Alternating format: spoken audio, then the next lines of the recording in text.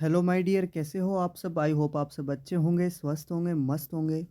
दोस्तों आज अपने बात करने वाले हैं यूपीपीसीएल TG2 891 पोस्ट। 891 पोस्ट की दोस्तों डीवी जो लिस्ट आ चुकी है, ठीक है। और उसका जो फाइनल फाइनल मेरिट लिस्ट है वो क्या जा सकता है, ठीक है। एक नंबर पॉइंट ये, दो नंबर पॉइंट मैं बात करने वाला हूँ इसमें कि इसकी जो वेटिंग लिस्ट है वो आएगी क्या या नहीं, ठीक है।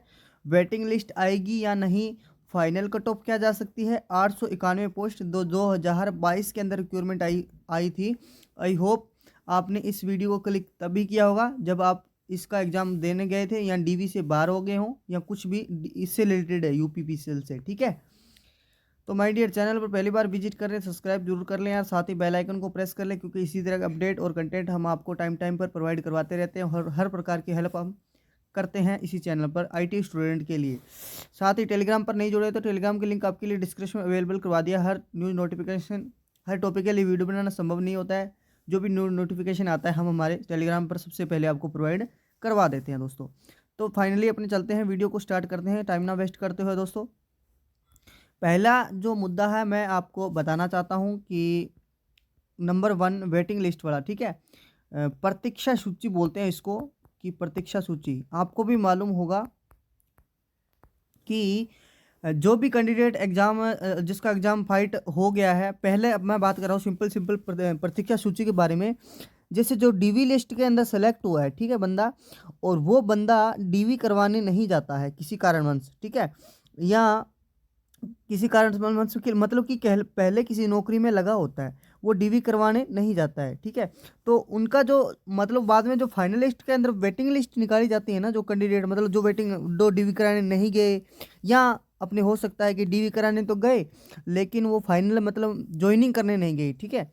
इस तरह का इस तरह के कई कैंडिडेट होते हैं, उनको कई रीजन हो सकता है। जैसे किसी और वैकेंसी में वो लग गए, ठीक है, किसी और वैकेंसी में लग गए तो वो या तो ना डीवी कराने गए, अच्छा डीवी कराने चले गए, परंतु क्या हुआ, वो उन्होंने ज्वाइनिंग नहीं ली इस वैकेंसी के अंदर।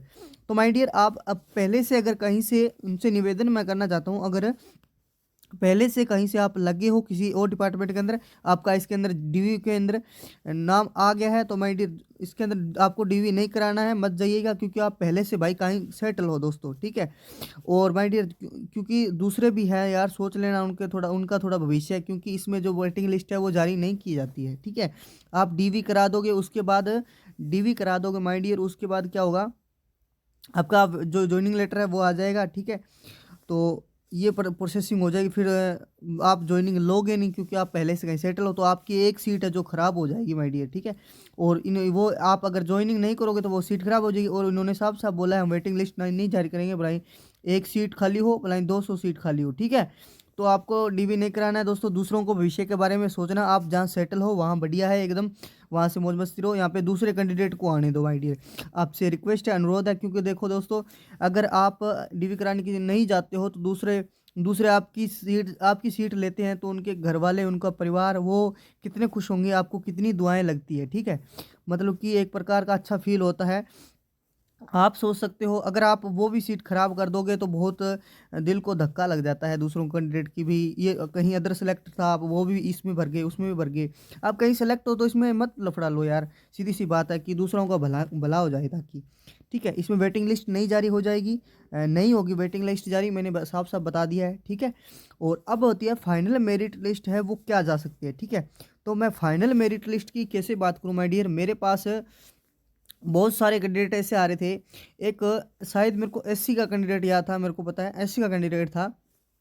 तो वो क्या कह रहा है माय डियर, दो कैंडिडेट थे कि मेरा 124 नंबर बना है तो डीवी के अंदर नाम नहीं आया है, ठीक है। और दूसरा कैंडिडेट मेरे को ये कह रहा है कि मेरे 121 नंबर है और मेरा डीवी के अंदर मैं डीवी के अंदर सेलेक्ट हो गया हूँ, ठीक है। मतलब मेरा डीवी जो डॉक्यूमेंट वेरिफिकेशन लिस्ट है उसके अंदर नाम आया है मेरा। अब डियर मैं ये मेरे को ये पॉसिबल कैसे लग रहा है, मेरे को इम्पॉसिबल लग रहा है कि माय डियर 124 नंबर है उसका तो हुआ नहीं डीवी के लिए, और 121 नंबर है उसका डीवी के लिए सिलेक्ट हो गया, ये कैसे हो सकता है, ठीक है। तो इसी कारण मैं ले लेते हुए दोस्तों, मैंने जो एग्जाम जो फाइनल मेरिट लिस्ट जो डिसाइड की है, बहुत बहुत बहुत ही सटीक एनालिसिस से सब कुछ डाटा को कलेक्ट करके इधर से इन्फॉर्मेशन पूछ के फिर आपसे ये वीडियो बनाना संभव मैंने समझा है। अब माय डियर 121 बंदे का सेलेक्ट हो रहा है, 124 वाला रहे, तो इस कारण से दोस्तों जो फाइनल मेरिट लिस्ट है ठीक है बहुत ही मुश्किल हो रही है। क्यों, आप भी देख रहे हो माय डियर 124 नंबर है वो तो रह गया और 121 वाला लग गया इसी कैटेगरी के अंदर। तो इसके अंदर अपने final cut off merit list कैसे जारी कर सकते हैं, मतलब कैसे एक अनुमान लगा सकते हैं। ठीक है, 124 वाला तो रह गया, 121 वाला लग गया, तो कैसे मतलब थोड़ा सा क्या होगा इसमें से, मतलब बहुत मुश्किल है ये निकालना। तो भी मैंने आपके लिए थोड़ा सा सोल्यूशन निकाला है, मैं बताऊंगा कि कितनी, मेरा अनुमान क्या कहता है, एक एक्सपेक्टेड कट ऑफ मैं बताऊंगा कि इसका क्या रह सकता है। ठीक है, तो चलिए अपने देखते हैं कि इसका एक्सपेक्टेड कट ऑफ है वो क्या रह सकता है। तो माय डियर ये मैं बात कराना चाहूँगा 2018 की, पहले मैं अगर बात करूँ 2018 की सबको बताऊंगा, अब की बार में मैं बताऊंगा कि कितनी जा सकती है। अनरिजर्व कैटेगरी की जाती है मेरिट 128, ठीक है। वहीं एससी कैटेगरी की 67 जाती है और ओबीसी कैटेगरी के 105 जाती है और ईएसएसएम की जाती है 105 और एसटी कैटेगरी की जाती है 72 एसटी। ठीक है, 2018 की ये कट ऑफ मेरिट है, फाइनल मेरिट है। ठीक है, वहीं मैं अब बात करूं, आपको पता है हर 2 साल बाद रिक्वायरमेंट जारी करता है यूपीपीसीएल, फिर आती है 2020 के अंदर रिक्वायरमेंट। ठीक है, ये बिल्कुल ऑफिशियल है 2018 और 20 की। ठीक है, ये बिल्कुल ऑफिशियल डाटा है, कहीं से क्रॉस मैच करवाना कोई दिक्कत वाली बात नहीं है। देखो 2020 अनरिजर्व कैटेगरी की जाती है 149 नंबर, ठीक है, और ओबीसी कैटेगरी की 137, ठीक है, और एसटी कैटेगरी के 71 और एसटी को 119, एससी की और ईएक्सएसएम की 80 जाती है। और वहीं अब बात करूँ 2021 की, तो एक्सपेक्टेड कट ऑफ है मैं आपको बताने जा रहा हूँ।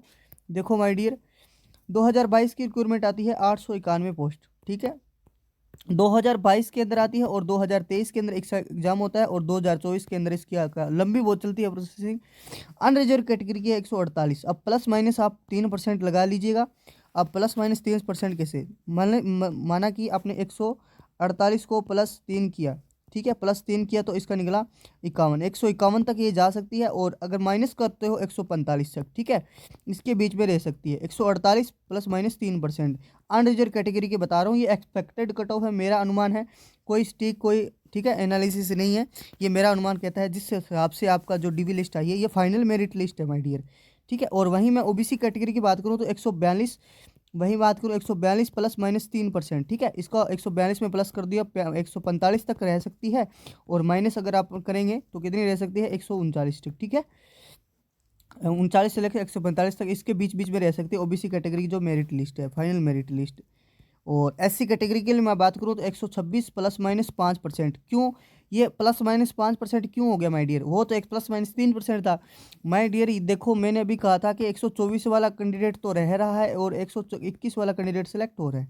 ठीक है, तो इसीलिए मैंने एक अनुमान के हिसाब से मेरा एनालिसिस के डाटा कलेक्ट करके फिर मैंने बताया कि इसकी 126 से +-5% तक आसपास रह सकती है। अगर आप इस रेंज में आते हो तो बिल्कुल सेफ रेंज में हो। ठीक है, और वहीं एसटी कैटेगरी की मैं बात करूँ, एसटी की बात करूँ 67 +-4% है ना, 67 +-4% रह सकती है। 67 में 4 जोड़ लीजिएगा, 67 में 4 माइनस कर लीजिएगा अगर आप एसटी कैंडिडेट आते हो तो।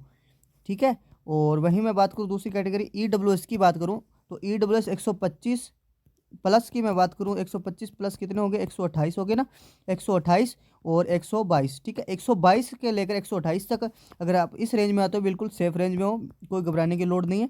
मेरा अनुमान ये कहता है 122 से 128 तक ईडब्ल्यूएस कैटेगरी में फाइनल मेरिट लिस्ट में हो जाएगा सिलेक्शन, कोई डरने की बात नहीं है माय डियर।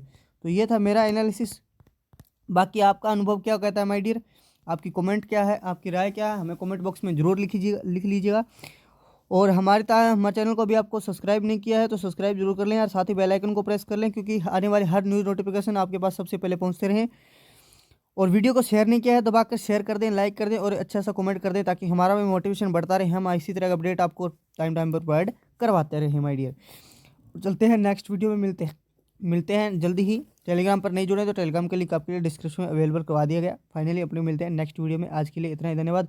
यहाँ तक जुड़ने के लिए आपका बहुत बहुत धन्यवाद। और आपकी कमेंट राय क्या है कमेंट बॉक्स में जरूर लिख कर भेजिएगा ताकि हमें भी थोड़ा सा अनुभव हो सके कि आपका अनुभव कैसा है, क्या कहता है। ठीक है, फाइनली अपने मिलते हैं नेक्स्ट वीडियो में, आज के लिए इतना ही, धन्यवाद।